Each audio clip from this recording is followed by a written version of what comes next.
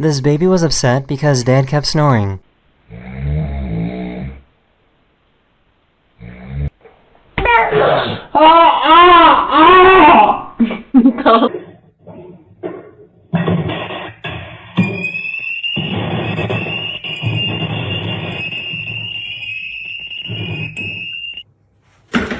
I got it this time! I got it this time. Oh my god!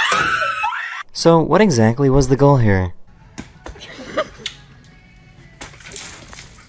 This dad spoke to his daughter through the